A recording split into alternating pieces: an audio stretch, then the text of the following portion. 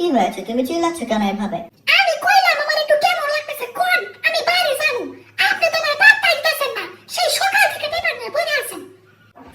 কি যে বলো তুমি, তোমার সৌন্দর্য নিয়ে আমি কি বলবো বলো? তোমার সৌন্দর্যের প্রশংসা হয়? তুমি এতই সুন্দরী যে অন্ধকারের ভিতরে তুমি চলে আসলে পুরো ঘর আলোকিত হয়ে যায়। তুমি জানো না সেটা? আপনি যেগুলো কি করেন, আমার অন্ধকারের মতো দেখা যায় এই বয়সে যে আপনি এগুলো কি করেন, শরম লাগে আমার। আচ্ছা চলুন দেখি তো, চলেন পরীক্ষা করে দেখি, কোন দেখি আমি কই।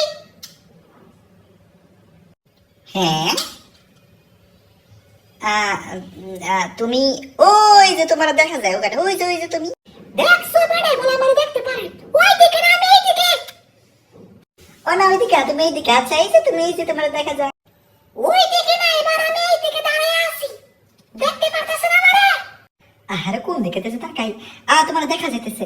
ওই যে তুমি, ওই যে না ওইদিকে না, ওই যে তোমার দেখা যায়। ওই টেম্পুর বাপ, ওই দিকে না আমি এই দিকে, আমার দিকে তাকান। এই তো তোমারে পাওয়া গেছে। তুমি এটা বটি নিয়ে আসছো কেন? হ্যাঁ, আপনি সেই না যে একটু আগে আমারে বলতাছিলেন আমারে নাকি অন্ধকারের মতো দেখা যায়, আমার নাকি রূপের অনেক সৌন্দর্য। আরে এটাতে আবার কোনো সন্দেহ আছে নাকি? এটা তো একটা চিরন্তন সত্য কথা, তুমি বুঝো না কেন?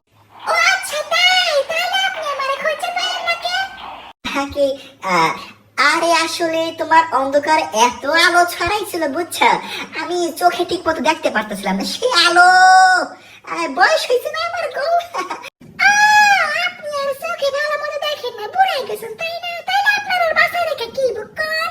আপনারা আজকে দুপুরবেলা কাইটটা বাইলা মাছতে ভালো করে ঝোল করে রান্না করি নাকি? পোলা এসে খাইবো না, খারাপ আমি খারাপ খারাপ।